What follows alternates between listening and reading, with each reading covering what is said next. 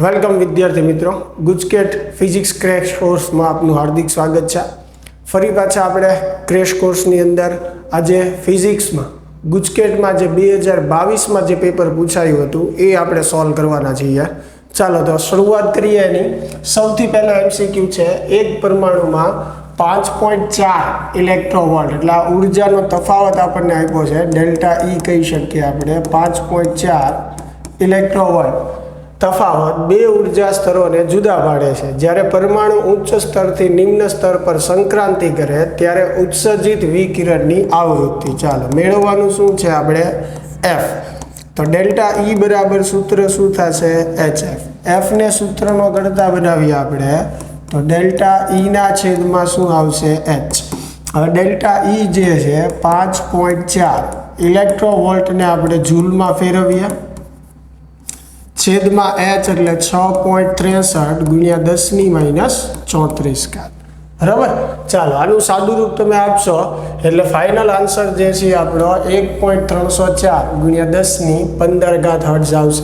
બરાબર, ચાલો એની પછીનો બીજો પ્રશ્ન, વર્ણપટ રેખાઓની પાષણ શ્રેણીની ટૂંકામાં ટૂંકી તરંગ લંબાઈ। ચાલો સૌથી પહેલા પાષણ શ્રેણીનું સૂત્ર યાદ કરો તો 1/λ બરાબર R 1/3² માઇનસ 1/n²। હવે ટૂંકામાં ટૂંકી તરંગ લંબાઈ જ્યારે કીધી હોય અથવા લઘુત્તમ ત્યારે n બરાબર જે છે એ શું લેવું પડે આપણે ઇન્ફિનિટી। તો છેદમાં ઇન્ફિનિટી આવશે એટલે આ પદ 0 થઈ જશે। તો 1/λ બરાબર શું થશે R ના છેદમાં 9 એટલે લેમ્બડા બરાબર શું થશે 9/8। ચાલો આ 9 જે છે એમને આરની કિંમત મૂકીએ 1.097 37 ગુણ્યા 10⁷। હવે પહેલાં આરની કિંમત 1.097 37 આખી લેવામાં આવતી, 21-22ની વાત કરીએ, પણ એનસીઆરટી કોર્સ આવ્યો પછી એનસીઆરટી કોર્સમાં આપણે આરની કિંમત 1.097 આપી હોય। તો નવા કોર્સ પ્રમાણે આપણે જ્યારે 2026માં કેમ એક્ઝામ આપતા હોઈએ ત્યારે એ પ્રમાણે આપણે આરની કિંમત જે છે એ લેવાની છે। બરાબર, મેં અત્યારે જૂના કોર્સ પ્રમાણે મૂકી છે જેથી કરીને કોઈ જવાબમાં વેરિએશન ન આવે। તો આનું તમે સાદું રૂપ આપી દેશો એટલે ફાઇનલ આન્સર જે છે એ આપણો 820 નેનોમીટર જે છે એ આવશે। નેનો એટલે 10⁻9। તો 0. સમથિંગ આવશે એને ગુણ્યા 10⁻7, પછી એને તમે ફેરવશો એટલે એ 820 નેનોમીટર થઈ જશે। ચાલો આગળ વધીએ। તો એની પછીનો પ્રશ્ન જે છે, હાઇડ્રોજન ઇલેક્ટ્રોન કક્ષાની ત્રિજ્યા 5.3 ગુણ્યા 10⁻11 મીટર છે। તો ત્રીજી કક્ષાની ત્રિજ્યા જે છે એ મેળવો। બરાબર, ચાલો ત્રિજ્યા માટેનું સૂત્ર આપણી પાસે છે n²a0 એટલે બહોળ ત્રિજ્યા જેની કિંમત એટલી થશે। હવે ત્રીજી કક્ષાની કીધી છે તો n ની જગ્યાએ શું મૂકશું આપણે 3। બરાબર, તો 3નો વર્ગ એટલે 9, a0 એટલે 5.3 ગુણ્યા 10⁻11। તો 9 × 5 = 45 એટલે 45 કરતાં થોડુંક વધારે એટલે 4.77 ગુણ્યા 10⁻10 મીટર આવશે। અહીંયા 11 છે પછી એને ફેરવશું એટલે 4.77 ગુણ્યા 10⁻10 થશે। ચાલો એની પછીનો પ્રશ્ન જે છે કે બોહર મોડેલ અનુસાર સૂર્યની આસપાસ, આ પ્રશ્ન પહેલા આવી ગયેલો છે, 3 ગુણ્યા 10⁴ મીટર પ્રતિ સેકન્ડ, v બરાબર વેગ આપેલો છે 3 ગુણ્યા 10⁴ મીટર પ્રતિ સેકન્ડની ઝડપથી 1.5 ગુણ્યા 10⁻11 મીટરની ત્રિજ્યા ધરાવતી કક્ષામાંના પૃથ્વીના ભ્રમણને રજૂ કરતો ક્વોન્ટમ અંક એટલે n આપણે મેળવવાનું છે। પૃથ્વીનું દળ આપણને આપેલું છે, પ્લાન્ક અચળાંકની કિંમત જે છે એ આપણને આપેલી છે। બરાબર, તો આની અંદર આપણી પાસે સૂત્ર છે L બરાબર આપણે શું લખીએ NH/2π। L ની જગ્યાએ શું લખીએ mvr બરાબર NH/2π। n મેળવવાનો છે તો n બરાબર જે છે 2π mvr, n ને સૂત્રનો કરતા બનાવશું, h જે છે એ છેદમાં આવશે। બરાબર, અગાઉ જે આપણે પેપર સોલ્યુશન કર્યા છે ગુજકેટના એમાં પણ આ પ્રશ્ન આવી ગયો છે। અહીંયા ફરીને આ રિપીટ થયો છે. હવે જસ્ટ તમારે એમ એટલે પૃથ્વીનું દળ મૂકવાનું છે. વેગ આપેલો છે આપણને 3 × 10⁴ ત્રિજ્યા પ્લાન્ક અચળાંક, એટલે આન્સર તમારો આવશે 2.6 × 10⁴. બરોબર, એકદમ ઇઝી પ્રશ્ન છે. નેક્સ્ટ ક્વેશ્ચન આપણો જે છે કે નીચેના પરમાણુ દળો આપણને આપેલા છે. યુરેનિયમનું આપેલું છે, હિલિયમનું આપેલું છે, થોરિયમ આપેલું છે. તો યુરેનિયમના આલ્ફા ક્ષય દરમિયાન ઉત્સર્જિત થતી ઉર્જા ગણો. ચાલો, આલ્ફા ક્ષય દરમિયાન ઉત્સર્જિત થતી આપણે ઉર્જા ગણવાની, જેને આપણે ક્યુ કહીએ. તો સૂત્ર પ્રમાણે ડેલ્ટા એમ × c². બરાબર. હવે ડેલ્ટા એમ એટલે દળ ક્ષતિ. બરાબર. તો યુરેનિયમમાંથી એક આલ્ફા કણ ઉત્સર્જન પામે. યુરેનિયમ શું છે? 92238 છે. બરાબર. એમાંથી એક આલ્ફા કણ જે છે 2He4 બહાર નીકળે એટલે થોરિયમ બનશે. અને થોરિયમ જે છે 92 માંથી અહીંયા 2 એટલે 90 અને આ 234. એટલે આ આખી પ્રક્રિયા થશે. આની માટે ઉર્જા ગણવાની છે. એટલે પ્રક્રિયકના જે દળ છે એમાંથી આપણને જે નિપજ મળે છે, બરાબર, એના દળ આપણે બાદ કરીએ. એને ગુણ્યા c². હવે ડાયરેક્ટ મેગા ઇલેક્ટ્રોવોલ્ટમાં ફેરવવા માટે આપણે શું કરીએ? એને ગુણ્યા 931.5 મેગા ઇલેક્ટ્રોવોલ્ટ કરીએ. એટલે સીધો જવાબ આપણને મેગા ઇલેક્ટ્રોવોલ્ટમાં મળે. બરાબર. ચાલો, તો આમાં ખાલી આપણે કિંમત હવે જસ્ટ મૂકવાની છે. યુરેનિયમનું દળ જે છે આપણને આપેલું છે 238.05079. બરાબર. થોરિયમનું દળ આપણને આપેલું છે 234.04363 માઇનસ હિલિયમનું દળ જે છે 4.0026 એને ગુણ્યા 931.5 મેગા ઇલેક્ટ્રોવોલ્ટ. આનું સાદું રૂપ આપી દો. એને ગુણ્યા 931.5 કરી નાખો એટલે ફાઇનલ આન્સર જે છે આપણો શું આવશે? 4.25 મેગા ઇલેક્ટ્રોવોલ્ટ આવશે. બરાબર. એની પછીનો પ્રશ્ન જે છે કે એક રેડિયો એક્ટિવ. તો આ આપણે કરવાનો નથી, નવા કોર્સમાં જે છે આ ટોપિક આપણે નથી. બરાબર.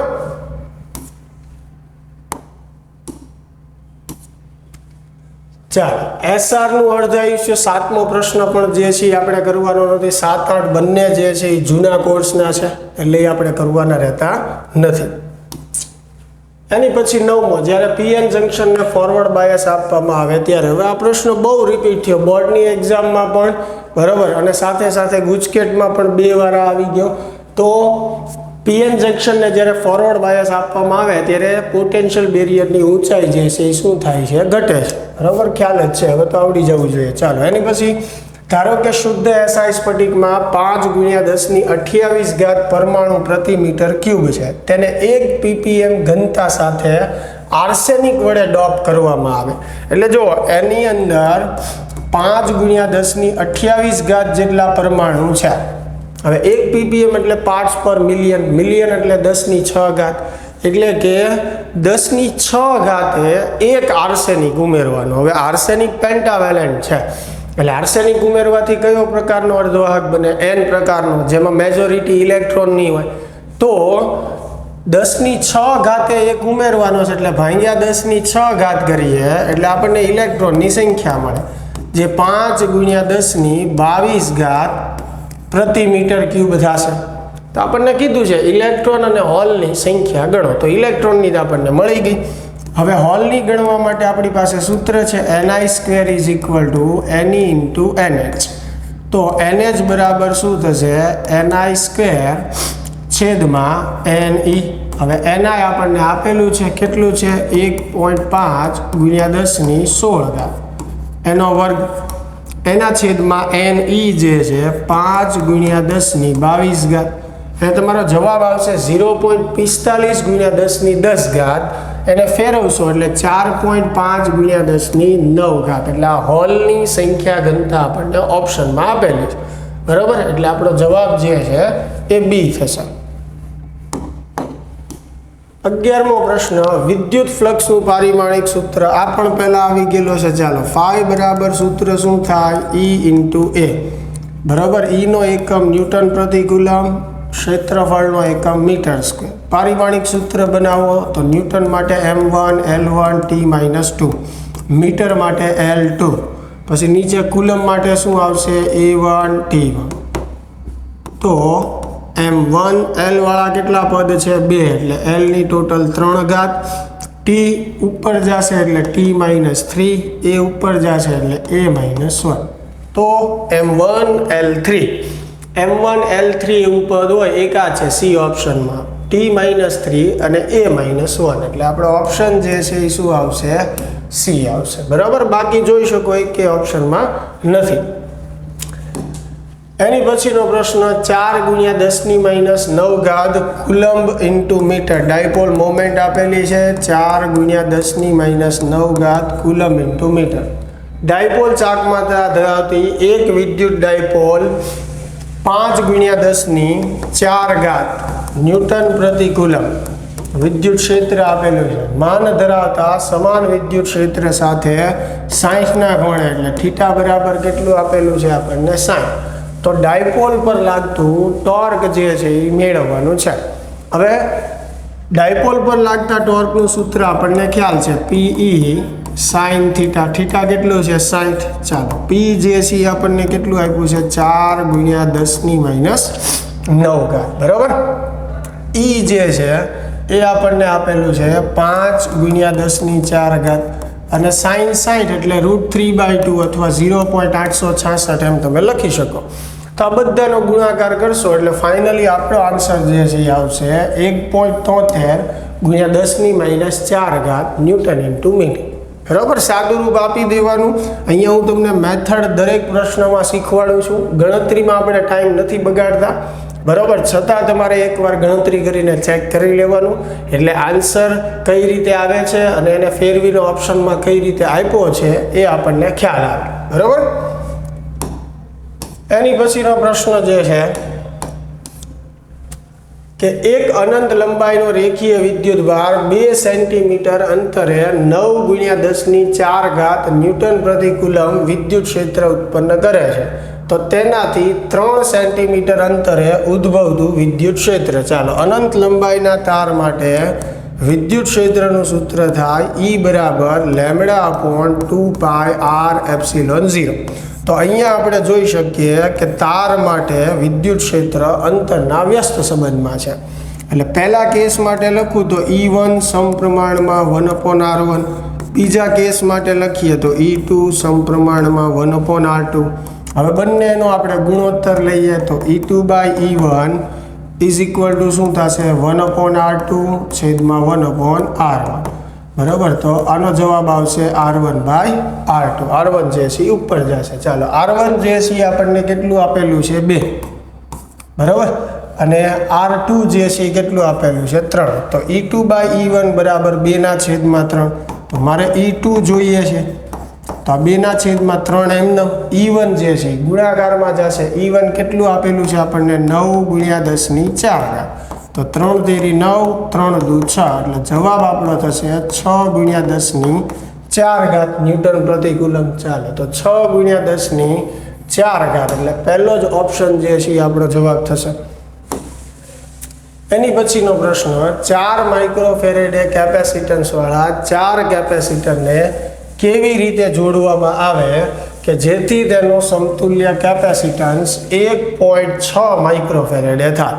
ચાલો, 4 કેપેસિટર છે આપણી પાસે, બરાબર, એકનું મૂલ્ય કેટલું છે 4 માઇક્રોફેરેડે. હવે સીધી વાત છે કે મૂલ્ય સરખું હોય જો શ્રેણીમાં જોડો તો 4/4 આપણી પાસે સૂત્ર છે ને C/n, તો જવાબ 1 આવે. એટલે શ્રેણીવાળું તો નથી, ચારેયને જો શ્રેણીમાં જોડ્યા હોય તો સમતુલ્ય કેપેસિટન્સ કેટલું થાય 1, બરાબર, અને સમાંતરમાં સરવાળો થાય તો ચોકે 16. તો 16 નથી, 1.6 છે એટલે સમાંતરમાં ન હોય. હવે વધ્યા ઓપ્શન એવા કે 3 સમાંતર અને 1 શ્રેણી, 2 સમાંતર અને 2 શ્રેણી. તો પહેલો ઓપ્શન જે છે ચેક કરી લઈએ આપણે, 2 સમાંતર અને 2 શ્રેણી. ચાલો, આ પહેલા 2 જે છે એ સમાંતરમાં જોડીએ, બરાબર, એની સાથે 2 જે છે એ શ્રેણી. રેડી, દરેકની કિંમત આપણે C કહી દઈએ. તો આ બે સમાંતરમાં છે એટલે સમાંતરમાંનું સમતુલ્ય કેટલું થાય c/2. આ બે શ્રેણીમાં છે, સોરી 2c, સમાંતરમાં સરવાળો એટલે 2c. આ બે શ્રેણીમાં છે એટલે કેટલું થશે c/2. તો હવે આપણી પાસે આવી રીતે પરિપથ થયો. અહીંયા એક કેપેસિટર જે છે આ બેનું સમતુલ્ય 2c વાળું છે, આ બેનું સમતુલ્ય એટલે c/2 વાળું છે. અને આ બંને કયા જોડાણમાં થશે તો કે શ્રેણી જોડાણમાં થશે. બરાબર. હવે શ્રેણી જોડાણમાં બે માટે કેમ મળશે તો કે c1 × c2 છેદમાં c1 + c2. આવી રીતે આપણે મેળવી શકીએ c1 × c2 છેદમાં c1 + c2. ચાલો આનું સાદું રૂપ આપણે આપીએ તો આ બે જે લસા લેશું એ ઉપર જશે એટલે 2, અહીંયા આમ તો 2 2 કેન્સલ કરી નાખીએ. બરાબર. એટલે ઉપર જે છે c × c જે છે એ વધ્યું. પછી આ બે લસા લવ એ ઉપર જશે એટલે એ ઉપર, પછી બે અહીંયા ગુણાશે. બરાબર. બેને તમે અહીંયા ગુણશો એટલે 4 ને 1 5 એટલે 5c થશે. 1c કેન્સલ એટલે 2/5 ગુણ્યા શું થશે c. હવે c જે છે એ કેટલું છે 4 છે. બરાબર. તો 8/5 તો 5 × 5 3 વધશે અને 5 × 30 આવી ગયું 1.6. તો પહેલો જ જવાબ આપણો આવશે બે સમાંતરમાં અને બે શ્રેણીમાં. કેમ કે આનું સમતુલ્ય તમે મેળવશો એટલે જવાબ કેટલો આવે છે 1.6 અને એ જ આપણને ગોતવાનું કીધું છે. એની પછીનો પ્રશ્ન જે છે ડાઇલેક્ટ્રિક અચળાંક 3 ધરાવતા દ્રવ્યના એક ચોસલાનું ક્ષેત્રફળ સમાંતર પ્લેટ કેપેસિટરની પ્લેટ જેટલું છે, પરંતુ તેની જાડાઈ 3/4d છે, જ્યાં d બે પ્લેટ વચ્ચેનું અંતર છે. જ્યારે આ ચોસલાને પ્લેટો વચ્ચે દાખલ કરવામાં આવે ત્યારે પ્લેટો વચ્ચેનો વિદ્યુત સ્થિતિમાનનો તફાવત કેટલો થાય? ચાલો વિદ્યુત સ્થિતિમાનનો તફાવત આપણે મેળવવો છે તો એક સરળ વાત કરીએ કે જ્યારે કેપેસિટરની બે પ્લેટ વચ્ચે હવાનું માધ્યમ હોય ત્યારે વિદ્યુત સ્થિતિમાન જે છે V0 બરાબર શું થાય E0 × d. E0 એટલે આ કેપેસિટરનું વિદ્યુત ક્ષેત્ર. બરાબર. હવાના માધ્યમ માટે. પછી d એટલે બંને પ્લેટ વચ્ચેનું અંતર છે. તો પહેલા આ રીતે થશે. હવે આપણે શું કરીએ છીએ તો કે આની અંદર એક ડાઇલેક્ટ્રિક દાખલ કરીએ છીએ. હવે ડાઇલેક્ટ્રિક આપણે દાખલ કરશું તો આખા ભાગમાં દાખલ નથી કરવાનું. આનો ડાઇલેક્ટ્રિક અચળાંક જે છે એ કેટલો છે 3 છે. બરાબર. અને એ કેટલા ભાગમાં દાખલ થાય છે 3/4d. તો આ આખું માપ કેટલું છે d, એમાંથી આટલા ભાગમાં જે છે ડાઇલેક્ટ્રિક. તો d માંથી તમે આ બાદ કરશો તો તમને આ કેટલું મળશે d/4. એટલે અહીંયા બે ભાગ થઈ ગયા કેપેસિટરનો. એક ભાગ એવો છે કે જેમાં હવાનું માધ્યમ છે, એક ભાગ એવો છે કે જેમાં ડાઇલેક્ટ્રિક. એટલે આને તમે બે અલગ કેપેસિટર તરીકે સમજી શકો. બરાબર. અને આ બંને શ્રેણી જોડાણમાં થશે. એટલે મારે આનું કુલ સ્થિતિમાન જોતું હોય તો બંને ભાગનું જે સ્થિતિમાન છે એનો સરવાળો કરવો પડે. એટલે કે હવાવાળો જે ભાગ છે એનો સ્થિતિમાન વત્તા ડાઇલેક્ટ્રિક વાળો જે ભાગ છે એનું સ્થિતિમાન. હવે હવાવાળા ભાગનું સ્થિતિમાનનું સૂત્ર થાય વિદ્યુત ક્ષેત્ર ગુણ્યા બે પ્લેટ વચ્ચેનું અંતર. તો આ ભાગની અંદર વિદ્યુત ક્ષેત્ર E0 જશે કેમ કે અહીંયા હવા છે. હવે અંતર, તો આ ભાગનું અંતર કેટલું છે d/4 એટલે અહીંયા શું આવશે d/4 આવશે વત્તા. હવે આ ભાગની આપણે વાત કરીએ તો આમાં ડાઇલેક્ટ્રિક છે. તો ડાઇલેક્ટ્રિકમાં વિદ્યુત ક્ષેત્ર કેટલું હોય k માં ભાગનું હોય E0/k જેટલું. એટલે અહીંયા આવશે E0/k. k કેટલું આપેલું છે 3. એટલે સૂત્ર આપણે આ જ વાપરીએ છીએ E × d. પણ આમાં E કેટલું થશે E0/k, k ની જગ્યાએ 3 × d. તો આ ભાગ જે છે એનું અંતર કેટલું છે 3/4 × d છે. તો અહીંયા 3 3 જે છે એ કેન્સલ થશે. તો શું મળશે આપણને E0d/4 વત્તા E0d/4. બરાબર. E0d એટલે v લખી શકાય, V0 એટલે V0/4 વત્તા V0/4 એટલે 2 વાર V0/4 થયું. તો ફાઇનલ આન્સર જે છે આપણો શું આવશે V0/2 એટલે કે ઓપ્શન જે છે સી આવશે. બરાબર. થોડોક લાંબો થયો દાખલો પણ ઈઝી છે. બરાબર. એની પછીનો પ્રશ્ન જે છે કે એક દ્રવ્યના અણુને 10⁻³ 29 ઘાત કુલમ ઇન્ટુ મીટર જેટલી કાયમી વિદ્યુત ડાયપોલ ચાક માત્રા છે. આ દ્રવ્યના 2 મોલ જથ્થાને, હવે સમજો, એક અણુની ડાયપોલ મોમેન્ટ 10⁻⁻⁹ આપી છે. એવા 2 મોલ, એટલે મારે કુલ ડાયપોલ મોમેન્ટ જોતી હોય તો એક અણુની કેટલી છે? 10⁻⁹. એવા કેટલાની લેવાની છે? 2 મોલની. હવે એક મોલમાં સંખ્યા કેટલી લેવાની કીધી છે? 6 × 10⁻23. 2 મોલ છે એટલે ગુણ્યા 2 કરીએ તો P બરાબર 6 દુ કેટલા થશે? 12. બરાબર. અને 10⁻⁶ કુલમ ઇન્ટુ મીટર. એટલે આ 2 મોલ જથ્થાની કુલ ડાયપોલ મોમેન્ટ થઈ. એને 10⁶ વોલ્ટ પ્રતિ મીટર ના મૂલ્યના પ્રબળ વિદ્યુત ક્ષેત્ર લગાડી નીચા તાપમાને ધ્રુવીભૂત કરેલી છે તો તેની સ્થિતિ ઉર્જા કેટલી હશે? એટલે નીચા તાપમાને છે એટલે આપણે એની લઘુત્તમ સ્થિતિ ઉર્જા સમજવાની. તો U બરાબર શું સૂત્ર થશે?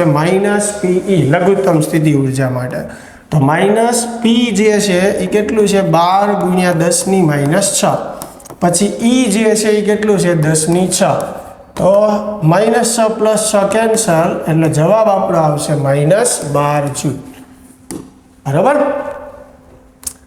એની પછીનો પ્રશ્ન જે છે આપણો, એક ગરમ કરવા વપરાતા ઘટક તારનો ઓરડાના તાપમાને 27°C તાપમાને અવરોધ 100 ઓહ્મ છે. એટલે આ આપણને R0 આપેલું છે 100 ઓહ્મ અને T0 આપ્યું છે 27°C. બરાબર. જો અવરોધકના દ્રવ્યની અવરોધકતાનો તાપમાન ગુણાંક, એટલે આલ્ફા જે છે આપણને આપેલો છે 1.35 × 10⁻⁴ ઇન્વર્સ, તો તારનો અવરોધ 137 હોય, એટલે R બરાબર 137 હોય ત્યારે તારનું તાપમાન મેળવો. એટલે આપણે શું મેળવવાનું છે? T મેળવવાનું છે. બહુ સરળ છે. R બરાબર R0 1 + આલ્ફા T - T0. આ સૂત્ર છે આપણી પાસે. R કેટલું થવું જોઈએ? 137. R0 એટલે 100. અહીંયા 1 + આલ્ફા આપણે પછી મૂકશું. T ગોતવાનું છે. T0 જે છે એ 27 આપેલું છે. ચાલો, 100 છેદમાં આવશે એટલે 1.37 થશે. અહીંયા 1 + આલ્ફા T - 27 +1 આ બાજુ આવે એટલે -1 થઈ જશે. Alpha T - 27. બરાબર. તો 0.37 થશે. અહીંયા તમે 1.37 -1 કરો, 0.37. આલ્ફા છેદમાં આવશે. આલ્ફા જે છે એ કેટલું છે? 1.35 × 10⁻⁴. હવે આલ્ફા છેદમાં વી આવ્યું, પછી -27 આ બાજુ આવે તો +27, અને ઓલી બાજુ શું વધશે? T. આખાનું સાદું રૂપ તમે આપી દેશો એટલે T જે છે એ તમને મળી જશે. બરાબર. અને આપણો ફાઇનલ આન્સર જે છે 2767°C આવશે. બરાબર. ચાલો આગળ વધીએ આપણે. એની પછીનો જે પ્રશ્ન છે કે આપેલ પરિપથમાં વ્યય થતો પાવર 150 વોટ હોય તો R બરાબર ખાલી જગ્યા. એટલે અહીંયા આપણે R જે છે એ મેળવવાનું છે. ચાલો પહેલાં તો આપણે એની આકૃતિ જે છે એ વ્યવસ્થિત જોઈ લઈએ કે આકૃતિમાં કંઈ ભૂલ નથી ને, કેમ કે અહીંયા અવરોધ જે છે એ લખાઈને આવેલા નથી. તો આપણે એની આકૃતિ જે છે એ જોઈ લઈએ. બરાબર. પછી આગળ વધીએ એટલે જેથી કરીને આપણી ગણતરી જે છે એ ખોટી ન આવે.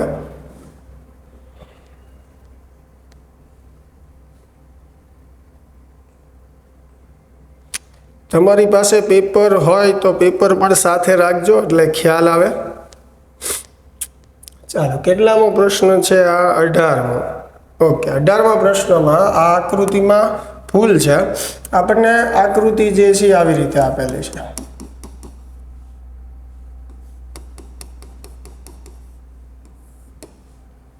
અહીંયા R ઓહ્મ અવરોધ છે, અહીંયા જે છે 2 ઓહ્મ અવરોધ છે, એની સાથે આવી રીતે બેટરી જોડેલી છે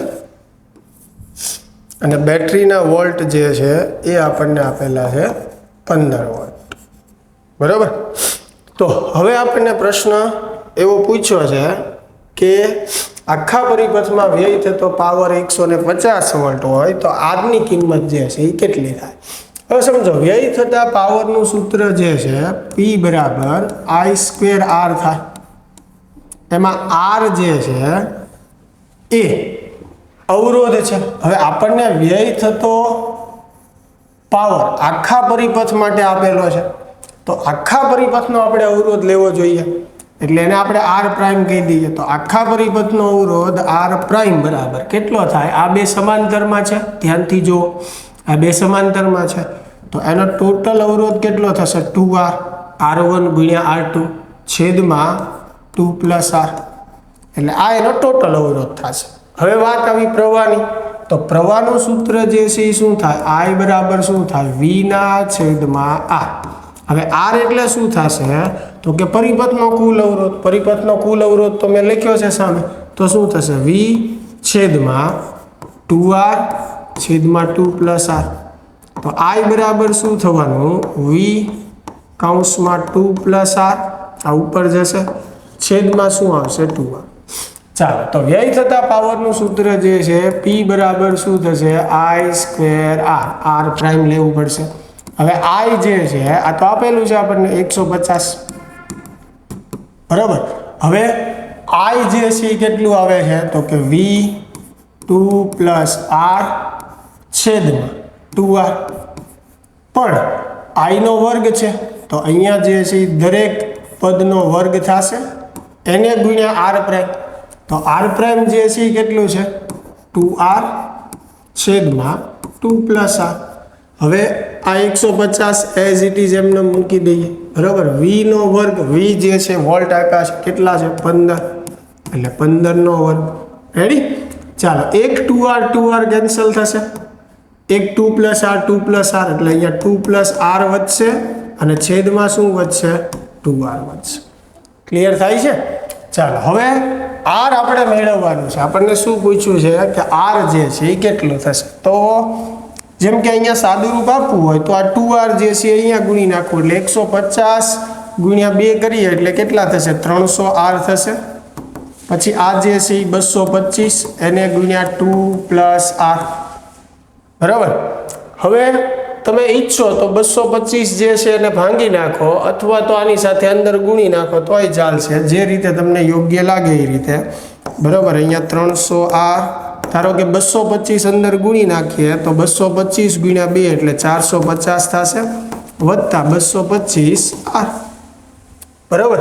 તો હવે મારે R જોતું છે, તો આ 225 જે છે આ બાજુ આવશે, 300 માંથી 225 જશે, તો 300 માંથી 225 જશે એટલે કેટલા વધશે? 75 વધશે, એટલે 75R બરાબર 450, બરાબર. તો R બરાબર કેટલું આવશે? 450 ના છેદમાં 75, બરાબર. ચાલો, હવે છેદ ઉડાડીએ આપણે તો 5 ભાગ હાલશે, 5 × 9 = 45, બરાબર. પછી 5 × 1 = 5 ને 15 × 5 = 75, રેડી. ચાલો, અને 15 × 6 = 90 વધ્યા ને, તો R બરાબર કેટલો જવાબ આવશે આપણો? 6, બરાબર. ચાલો, નેક્સ્ટ પ્રશ્ન તરફ આપણે આગળ વધીએ. 19મો, કોઈ એક કોપર સુવાહકમાં મુક્ત ઇલેક્ટ્રોનની અંદાજિત સંખ્યા ઘનતા. ચાલો, સંખ્યા ઘનતા આપી છે n બરાબર 8.5 × 1028 પ્રતિ મીટર ક્યુબ. આવા ઇલેક્ટ્રોનને 6 મીટર લાંબા, L બરાબર 6 મીટર લાંબા તારના એક છેડાથી બીજા છેડા સુધી ડ્રિફ્ટ થતા કેટલો સમય લાગે? ચાલો, સમય જે છે આપણે મેળવવાનો છે. નીચે 8 છેદનું ક્ષેત્રફળ પણ આપેલું છે. આવો જ પ્રશ્ન પહેલાના પેપરમાં પણ ગણેલો છે. પરિપથમાંથી પસાર થતો પ્રવાહ પણ આપેલો છે, બરાબર. તો આપણી પાસે પ્રવાહનું સૂત્ર છે I બરાબર NAEVD, બરાબર. VD ડ્રિફ્ટ વેગની જગ્યાએ આપણે L ના છેદમાં T લખી શકીએ, અંતરના છેદમાં સમય જે છે એ લખી શકીએ, બરાબર. તો મારે મેળવવાનું શું છે? સમય. તો T ને સૂત્રનો કરતા બનાવું, NEL અપોન શું થશે? R. ચાલો, આ બધી કિંમત મૂકી દો. N જે છે 8.5 × 1028, A જે છે એ કેટલું છે? 1 × 10 - 6, ની કિંમત આપણે મૂકીએ એને ગુણ્યા એલ 6 મીટરમાંથી પસાર થવાનું છે છેદમાં આ એટલે 1.5 એટલે આનું સાદું રૂપ આપી દેશો એટલે જવાબ તમારો આવશે 5.4 ગુણ્યા 10⁴ સેકન્ડ બરાબર એટલે કે ઓપ્શન બી 1 સેન્ટીમીટર ત્રિજ્યા અને 0.25 મીટર લંબાઈના સોલેનોઇડમાં 500 આંટા છે તેમાંથી 2.5 એમ્પિયર વિદ્યુત પ્રવાહ પસાર થાય તો સોલેનોઇડનું ચુંબકીય ક્ષેત્ર ચાલો સોલેનોઇડ માટે સૂત્ર છે μ0ni/L μ0 એટલે 4 પાઈ ગુણ્યા 10⁻⁷ n જે છે એ 500 આંટા બરાબર I પ્રવાહ આપેલો છે 2.5 અને L એટલે સોલેનોઇડની લંબાઈ જે કેટલી છે 0.25 અને ઓપ્શનમાં તમે જોઈ શકો છો કે પાઈ જે છે એ તમને ક્યાંય આપેલો નથી એટલે પાઈ પણ જે છે આપણે ગુણી નાખવાનો છે અને બધું સાદું રૂપ આપશો એટલે જવાબ તમારો જે છે એ શું આવશે ઓપ્શન એ આવશે 6.28 ગુણ્યા 10⁻³ 21મો પ્રશ્ન જે છે શંટનો તાર જે છે કેવો હોવો જોઈએ હવે શંટનો તાર જે છે એ કેવો હોવો જોઈએ તો કે શંટનો અવરોધ શક્ય એટલો લઘુત્તમ નાનો હોવો જોઈએ હવે અવરોધ નાનો હોવા માટેની શરત શું છે તો કે R સમપ્રમાણમાં L અને R સમપ્રમાણમાં 1/a એટલે કે લંબાઈ જેટલી વધારે એટલો અવરોધ વધારે તો લંબાઈ જેટલી ઓછી એટલો અવરોધ જે છે ઓછો તો એક તો નાનો હોવો જોઈએ લંબાઈમાં તાર કેવો હોવો જોઈએ નાનો એટલે એક ઓપ્શન આપણો નાનો આવે બીજી વાત કે આડછેદનું ક્ષેત્રફળ જેટલું વધારે હશે એટલો અવરોધ ઓછો થશે એટલે આડછેદ જેટલો વધારે એમ તાર જાડો થાય એટલે આપણો શંટ કેવો હોવો જોઈએ નાનો અને જાડો જેથી કરીને એનો અવરોધ જે છે એ શક્ય એટલો લઘુત્તમ થાય એની પછીનો પ્રશ્ન કે 2 સેન્ટીમીટર અંતરે રહેલા D બરાબર 2 સેન્ટીમીટર અંતરે રહેલા બે લાંબા સીધા અને સમાંતર તાર A અને B માંથી ચાલો A માંથી પસાર થતો પ્રવાહ 10 એમ્પિયર B માંથી પસાર થતો પ્રવાહ 4 એમ્પિયર વિદ્યુત પ્રવાહો એક જ દિશામાં વહે છે તાર A ની 4 સેન્ટીમીટર લંબાઈના વિસ્તાર પર લાગતું બળ ચાલો તો બળનું સૂત્ર છે આપણી પાસે μ0 I1 I2 N એના છેદમાં 2 પાઈ D તો μ0 જે છે એ 4 પાઈ ગુણ્યા 10⁻⁷ I1 એટલે 10 I2 એટલે 4 પછી L જે છે એ કેટલું આપેલું છે 4 એને મીટરમાં ફેરવવું પડશે પછી નીચે જે છે 2 પાઈ D એટલે બે તારો વચ્ચેનું અંતર જે 2 સેન્ટીમીટર આપેલું છે રેડી એટલે 2 ગુણ્યા 10⁻². ચાલો તો પાઈ અહીંયા કેન્સલ થઈ જશે 2 દુ 4 આ 2 કેન્સલ થઈ જશે બરાબર તો ફાઇનલી જે છે એ આપણી પાસે શું વધશે 4 વધશે આ 4 વધશે આ -2 કેન્સલ થશે અહીંયા 10⁻1 વધી ચોકે 16 ગુણ્યા 10⁻⁵ એટલે 1.6 ગુણ્યા 10⁻⁴ ન્યૂટન લખી શકાય ચાલો તો 1.6 ગુણ્યા 10⁻⁴ ન્યૂટન જે છે એ ક્યાં છે આ રહ્યો એ ઓપ્શન છે 1.6 ગુણ્યા 10⁻⁴ ન્યૂટન બરાબર ધ્યાન રાખજો ગણતરીમાં ને એમાં સાદું રૂપમાં ને એમાં ખાસ આપણે કેલ્ક્યુલેશન કરી લેવાનું ઘાતની ને એની ભૂલ પડવી જોઈએ નહીં એની પછીનો પ્રશ્ન જે છે કે એક સોલેનોઇડના ગર્ભમાં દ્રવ્યની સાપેક્ષ પરમિએબિલિટી જે છે એ 400 છે એટલે μr જે છે એ કેટલું આપેલું છે 400 બરાબર સોલેનોઇડના આંટા ગર્ભથી અવાહક વડે જુદા પાડેલા છે એમાંથી પસાર થતો પ્રવાહ જે છે 1 એમ્પિયર છે જો તેમાં 1 મીટર દીઠ 1000 એટલે 10⁵ આંટાઓ હોય તો એનું ચુંબકીય ક્ષેત્ર મેળવો આ પ્રશ્ન આપણે પહેલા પણ કરેલો જ છે જ્યારે સોલેનોઇડની અંદર દ્રવ્ય મૂકેલું હોય ત્યારે ચુંબકીય ક્ષેત્રનું સૂત્ર શું થશે μ0 μr ni બરાબર તો μ0 આપણને ખ્યાલ છે આમાં એક વસ્તુ જુઓ 4 ઓપ્શનની અંદર પાઈ એમનેમ છે એટલે પાઈ જે છે એને ગુણતા નહીં એમનેમ રહેવા દેજો μr જે છે એ 400 n 10⁵ આઈ એટલે 1 આપેલું છે બરાબર. એટલે ચોકે 16 ગણો એટલે બધામાં જો કે 16ના ગુણાંકમાં જ છે 0.16 1.6. ફાઇનલ આન્સર જે છે આપણો 16 પાઈ ગુણ્યા 10⁻2 ઘાત થશે બરાબર. એની પછીનો પ્રશ્ન જે છે, એક નાના ગજિયા ચુંબકને તેની અક્ષ 0.25 ટેસ્લાના બી બરાબર આપેલું છે 0.25 ટેસ્લાના નિયમિત બાહ્ય ચુંબકીય ક્ષેત્ર સાથે 30નો ખૂણો બનાવે, થીટા બરાબર 30, એવી રીતે મૂકવામાં આવે ત્યારે 4.5 ગુણ્યા 10⁻2 ઘાત જૂલ જેટલું ટોર્ક અનુભવે તો તેની ચુંબકીય ડાયપોલ મોમેન્ટ મેળવે બરાબર. હવે ચુંબકીય ડાયપોલ મોમેન્ટ આપણે મેળવવી હોય તો આપણી પાસે સૂત્ર જે છે ટો બરાબર શું થશે, એમ બી સાઇન થીટા. થીટા કેટલું છે 30. તો એમ મેળવવા માટે ટોના છેદમાં શું થશે, બી સાઇન 30. હવે ટો જે છે એ કેટલું આપેલું છે આપણને 4.5 ગુણ્યા 10⁻2 ઘાત. રેડી.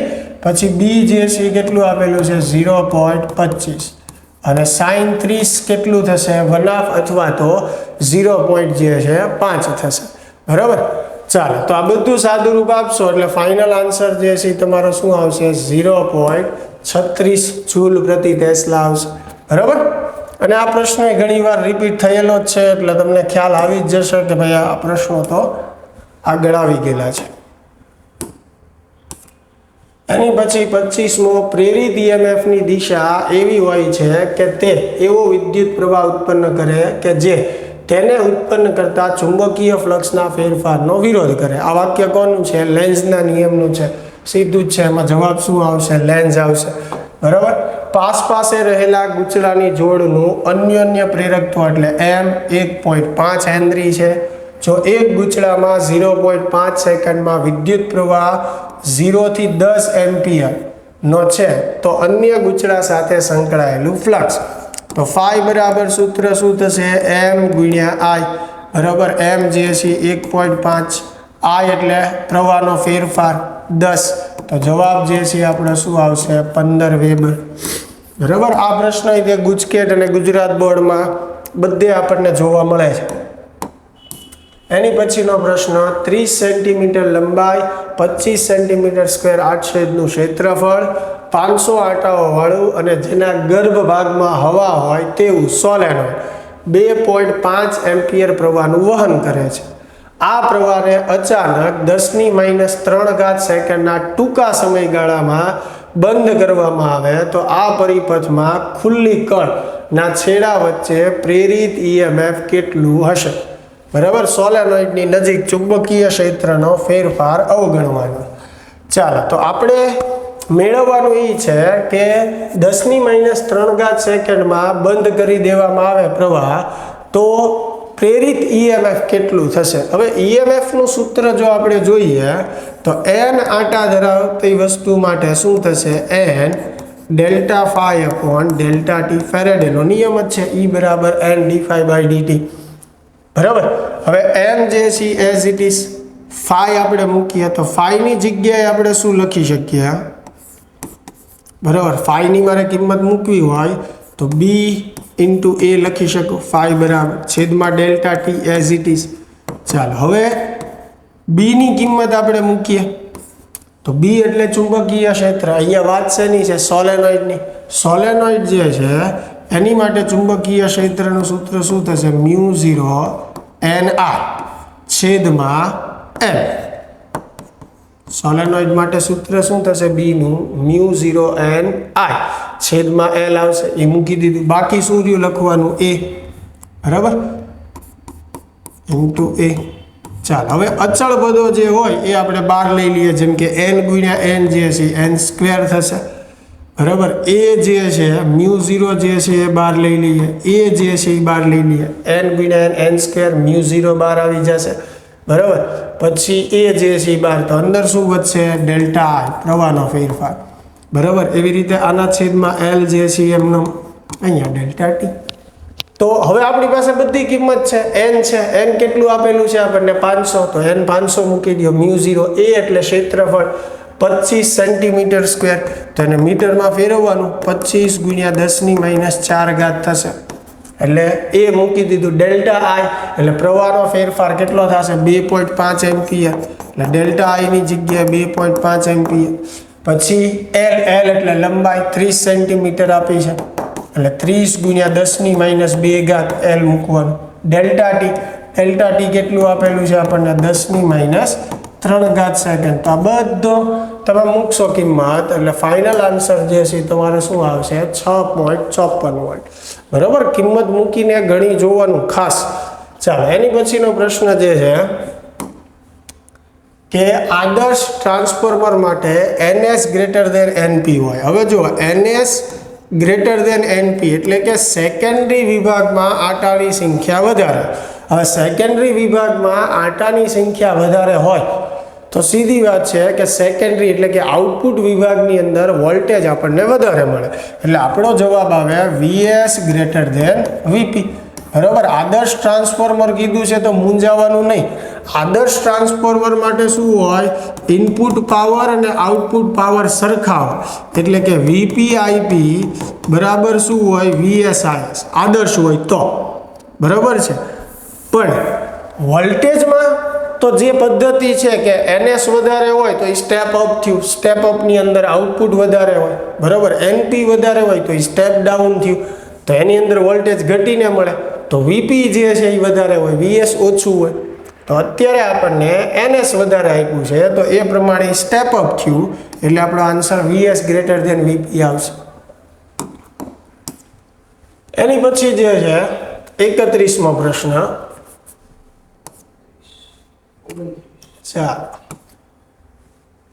16 મિલી હેનરી ઇન્ડક્ટર સાથે 10 માઇક્રોફેરેડનું સંપૂર્ણ વિદ્યુતભારિત કેપેસિટર જોડેલ છે. તો પરિપથમાં મુક્ત દોલનની કોણીય આવૃત્તિ. ચાલો, મુક્ત દોલનની કોણીય આવૃત્તિનું સૂત્ર ઓમેગા બરાબર શું થાય 1/√LC. બરાબર, L જે છે ઇન્ડક્ટન્સ કેટલું આપેલું છે આપણને 16 મિલી હેનરી. બરાબર, એટલે 10⁻3. પછી 10 માઇક્રોફેરેડ એનું કેપેસિટર 10 ગુણ્યા 10⁻6. ચાલો, તો અહીંયા 16નું વર્ગમૂળ તમે કાઢશો તો એ કેટલું નીકળશે 4. પછી અહીંયા -9 ને આ 1 એટલે -8, અને -8 નું વર્ગમૂળ -4. તો 1/4 કરશું તો કેટલું થશે 0.25, અને 10⁻⁴ ઉપર જશે તો કેટલું થશે +4. એટલે 0.25 ગુણ્યા 10⁴, તો એને 4 વડે ગુણી નાખો એટલે કેટલું થઈ જશે 2500 રેડિયન પ્રતિ સેકન્ડ. એની પછી 220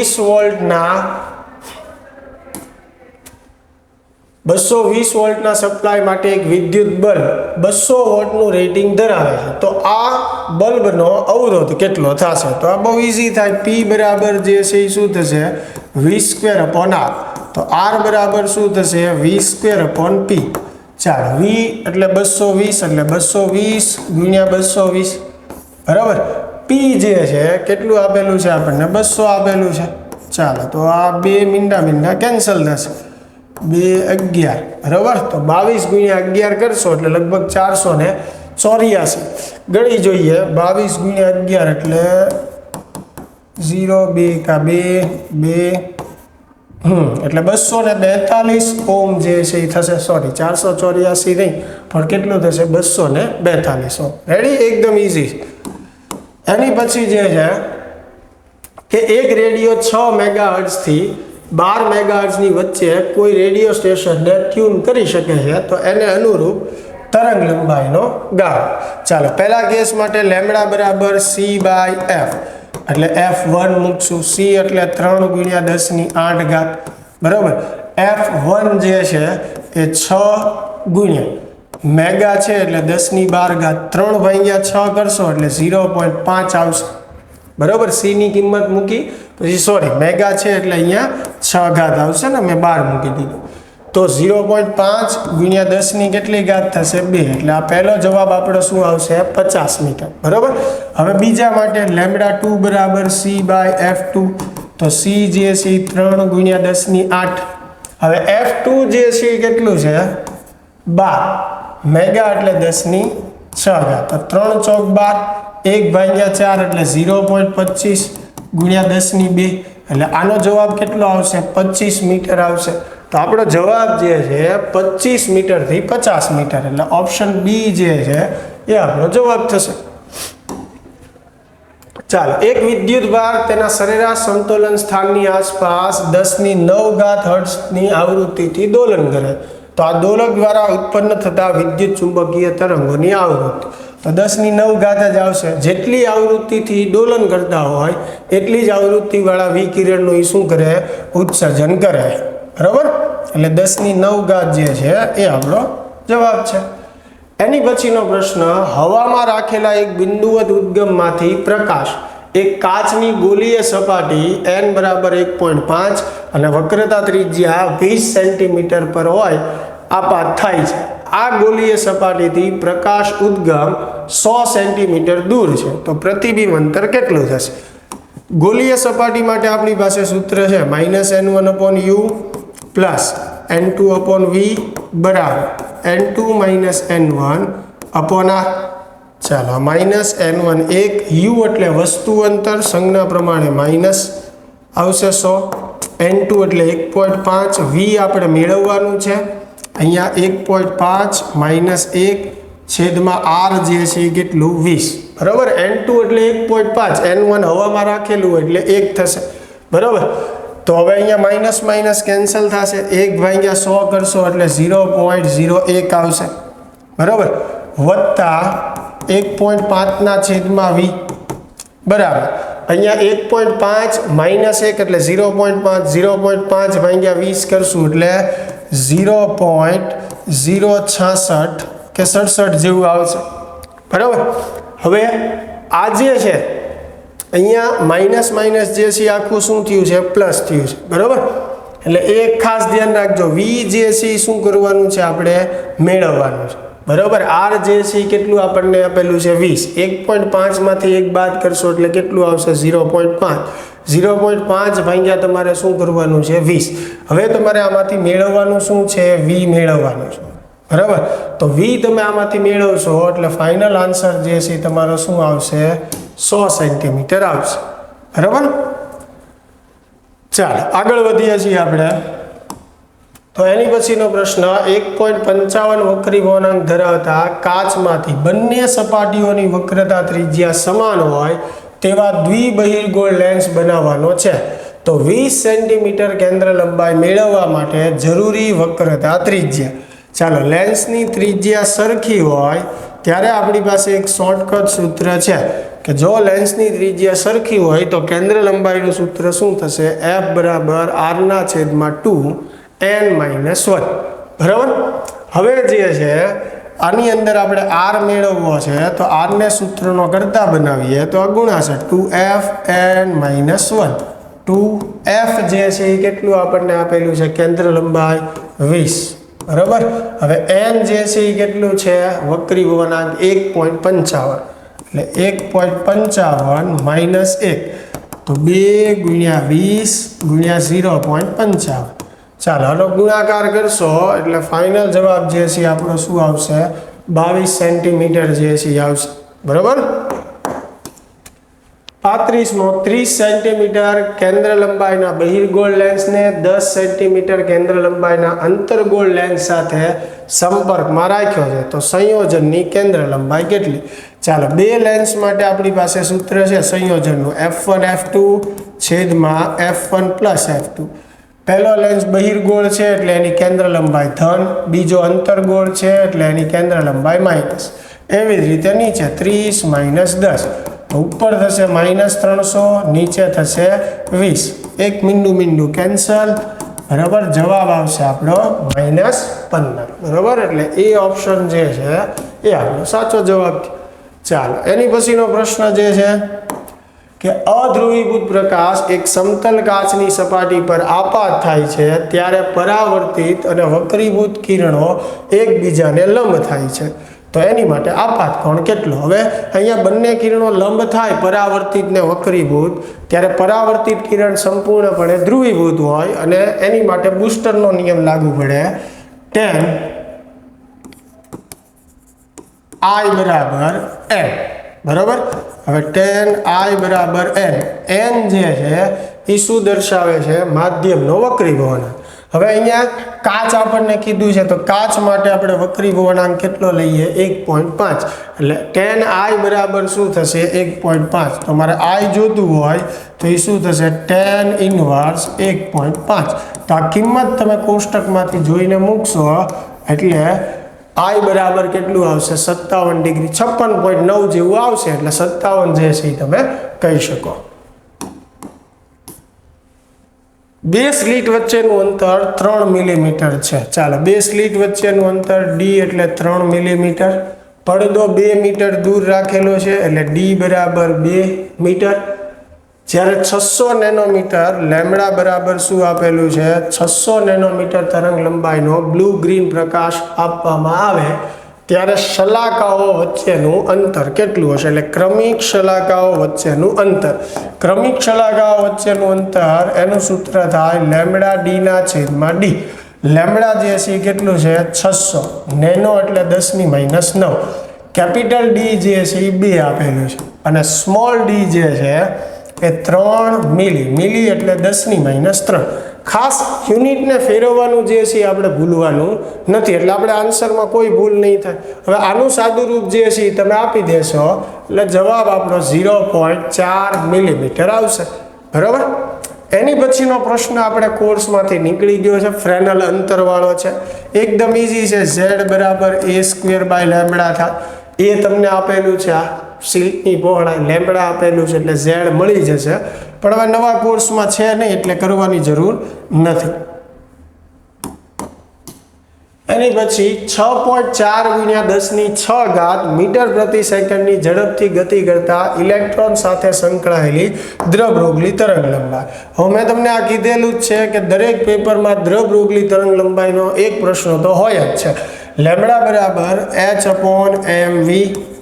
ચાલો, h જે છે એ 6.63 × 10⁻34, બરાબર. m એટલે ઇલેક્ટ્રોનનું દળ 9.11 × 10⁻31. v એટલે એનો વેગ તો 6.4 × 10⁶.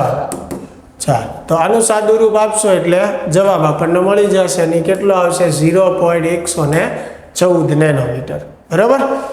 ચાલો, હવે એની પછીનો જે છે લાસ્ટ આપણો ક્વેશ્ચન. એક ઇલેક્ટ્રોન, એક આલ્ફા કણ અને એક પ્રોટોન ની ગતિ ઉર્જા સમાન છે. આમાંથી કયા કણની દ્રવરોગલી તરંગ લંબાઈ સૌથી ટૂંકી?